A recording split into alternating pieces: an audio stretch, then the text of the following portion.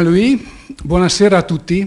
The last Italian words that you are going to hear from me, but not be scared. My Italian is still very present in my English, so you will not miss it.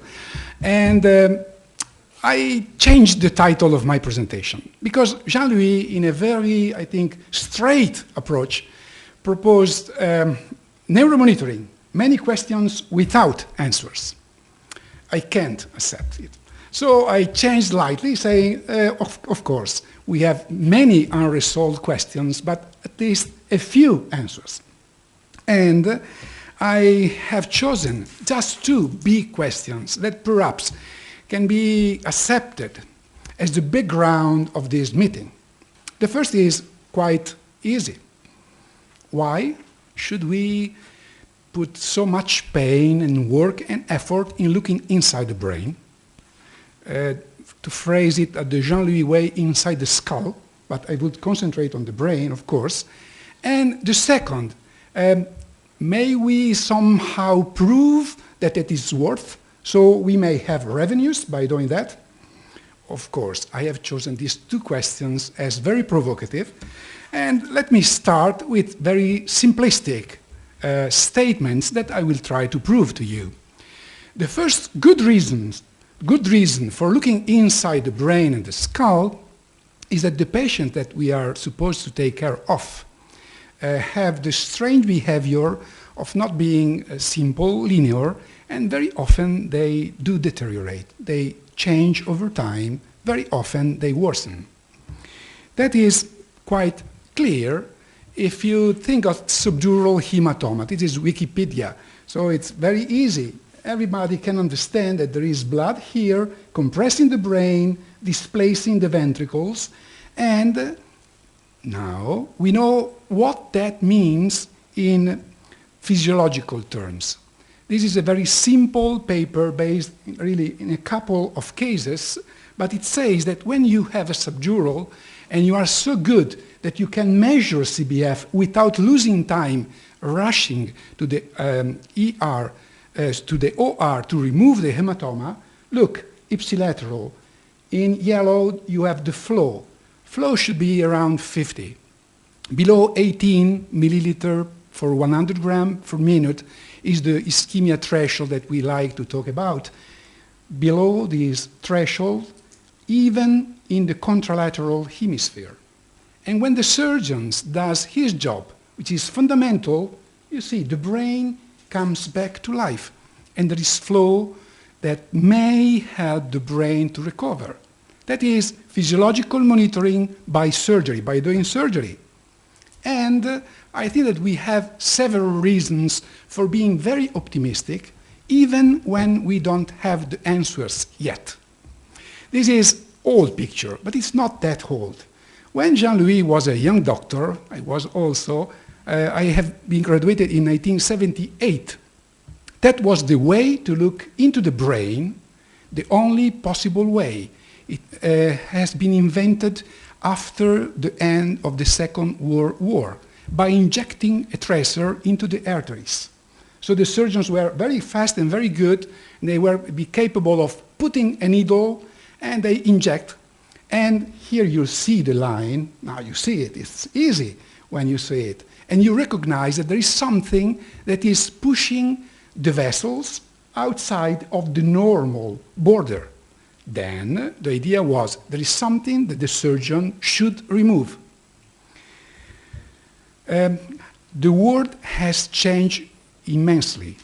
And this is the story of how the world has changed because of a very humble engineer, Hounsfield the name. I am in debt to Claude Hemphill, an American colleague, who gave me the hint of looking at this paper. It's a very beautiful paper. Hounsfield, as an engineer, had an idea, a very fancy idea. His intention was, how can we guess about the volume of something when the something is inside the box? And he developed some algorithms, mathematical algorithms, and the idea was probably, that is the original project that he drafted, probably the best way is to look at different slices. So you can go in sequence and reconstruct by looking at the slices what is inside. And that is incredible. This is the first CT in a human patient, 1971. You see that the quality of the imaging is not really great, but still you may see that there is something here. That has been the revolution of our world. And it's so nice when you look at the same pathology in these two ways. Here, it took an expert to guess. Here, it takes a doctor to rush to the operatory room. There is no problem. There is no difficult interpretation at all. It's clear. This is an epidural hematoma, actively bleeding. Still, you can understand how much this hematoma is pushing into the tissue. Then we are in depth to technology, and to me it's very refreshing. Medicine has advanced, neuromonitoring is really jumping ahead, and not always because of doctors, but because the world is changing for the better. So the patient may worsen, not just because they have surgical masses, but because during the ICU course they have problems. So this is a paper taking advantage of a pharmacological trial. At that time, the drug was Selfotel. Of course, we failed also with Selfotel, but we were good enough, they were good enough to understand something and to draw lessons from failures. So the idea was, okay, let's have 409 patients with very detailed data, minute by minute. What happened to them? 1 on 3 deteriorated during the ICU course, and very often during the first 3 days.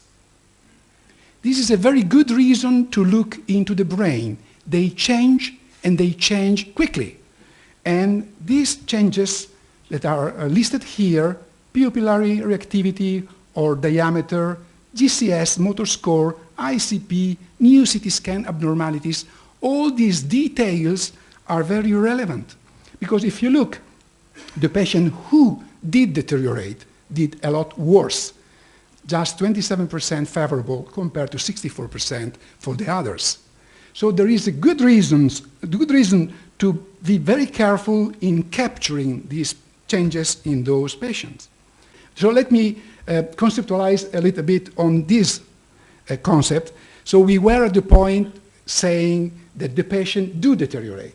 The second big question was, okay, before jumping to the revenues, I think that we have an additional reason for concentrating and monitoring these patients. And the reason is that our clinical skills are not good enough to capture what happens into the brain.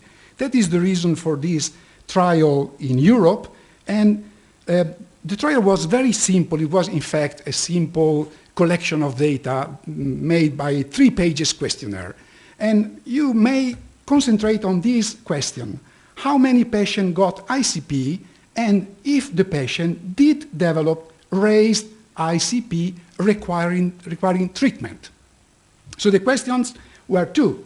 If there was ICP, and if that ICP did require some kind of active treatment.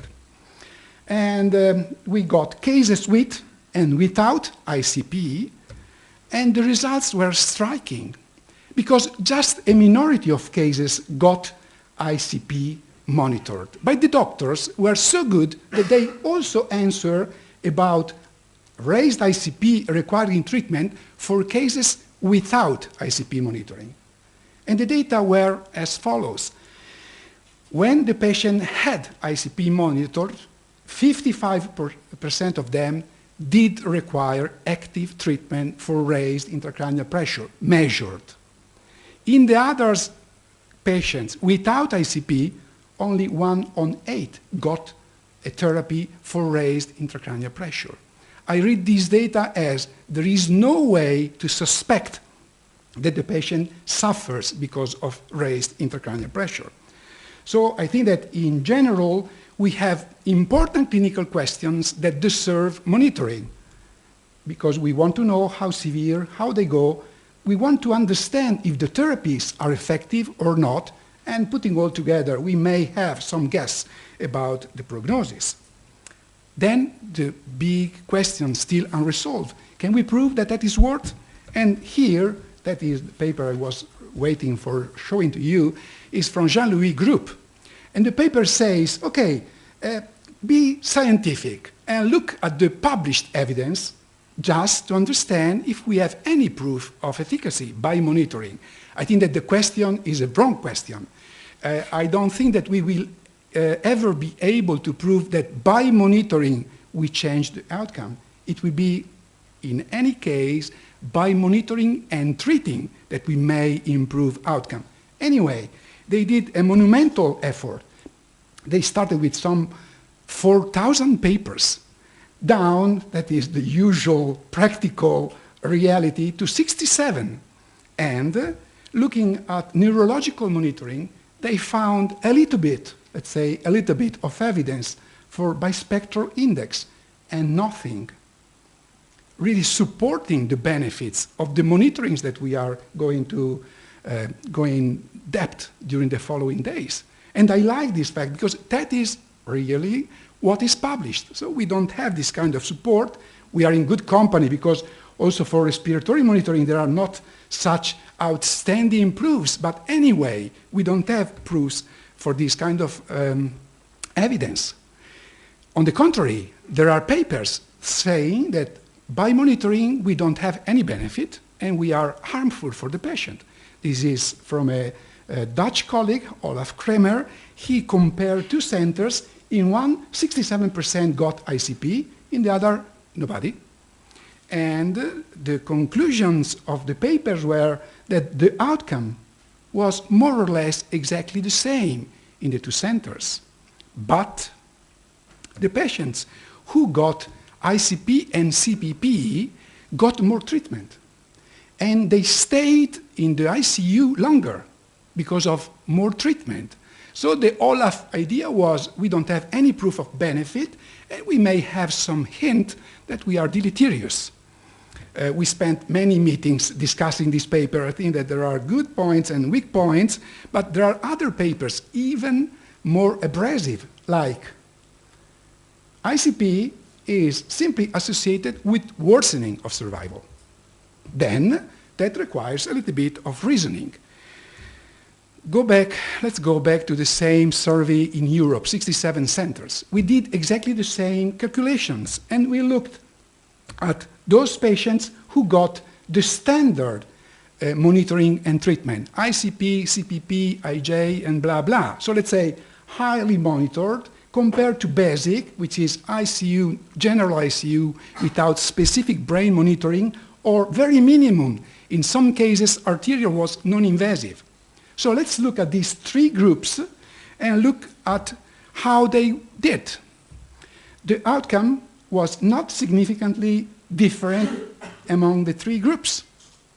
But we had a very good statistician, Gordon Murray. So Gordon Murray adjusted this data for age, motor, Glasgow component, and CT, the main predictors of outcome. And then the results became highly significant, proving that this group did worse. I am not saying just blasphemies. I am saying that that, to me, doesn't mean that we shouldn't put these patients in the ICU. That means that the more severe got more monitoring and treatment. So it's not unexpected that they did worse. But we can't really rely on this data for proving that we are right. And the only encouraging paper is this one, very recent, more than 125,000 patients. And this is kind of a recollection of all the papers published in the field, proving that mortality from the 70s to today has dropped. And that probably mortality has dropped much more in the centers with a lot of ICP monitoring, with guidelines adherence. So the more aggressive centers, they probably got the best reduction in mortality. Still, be very skeptical. From the same paper, here is not mortality, is favorable outcome. Can you see any difference between the high intensity, the dots in black, from the gray? There is no difference. Perhaps that there is something a little bit along the decades, but there is nothing. So we can't use the published evidence to prove that we do something worthwhile. I have a different approach to the issue that I think is extremely in line with what Jean-Louis has anticipated, talking about mechanisms. I think that a very good reason for neuromonitoring is to answer this question. Why? Why the patient is changing? What's going on into the brain? And I would like to give you two examples of what I think is the mechanistic approach to the brain. This is a beautiful paper, 1919, more or less 1 century ago. I got that from my Australian colleague, Bala Venkatesh. In cats, this is ICP, and the cat had an intravenous catheter, and needle was at the time, and through the needle, distilled water. So osmolarity was dropping, and ICP went up. On the contrary, when using hypertonic saline, the osmolarity has been corrected. This is an exploratory experiment about mechanisms. So let's jump in Virginia, 1996. Again, the idea of looking at the reason why the brain is changing. And in Richmond, there was a MRI for cats, exclusively for animals. And what you can see here is that after a model of brain injury, there is a change in this strange acronym. That is the apparent diffusion coefficient. Is a number which says where the water stays. In this case, the number said there is more water and the water is into the cell. It's not vasogenic edema, it's neurotoxic edema. And you can see it in the brain of the cat. These are the histological proof of what they have seen by NMR 10 years later in humans, in TBI, the same group, the same investigation, saying, okay, can we track how much water there is in the brain? Yes, we can. And this is by diffusion, and here you have the water map, quantifying voxel by voxel how much water was in, and asking where the water was. Again, the same apparent coefficient. And this is a beautiful volume pressure curve in those cases. So more water means more ICP, is raised ICP. If Jean-Louis at the bedside got this information, he would know what probably is the winning treatment to resolve this situation. So let me conclude with two pictures. This is tractography. Today, technology gives us, with 3 Tesla NMR, the possibility of tracking the fibers into the human brain. You see the colors, but you see the living anatomy. And talking of living anatomy, I was really astonished. This is not a picture. This is not by a designer. This is true. It's not a cast of plastic into the vessels. Are the real vessel of a human being. Now the technology gives us this kind of approach into the brain. So let me conclude. There were, I think, important clinical questions that deserve that we look into the brain. Then we have many research questions about the mechanisms. And when your people in the hospital will try to save money, saying, okay, we have a little bit of money for the essential, and this is research. Research is a luxury. I think that our answer should be no, because these questions may help a single patient. These answers will help all the other patients. So thank you for your attention, and please start with questions. Thank you.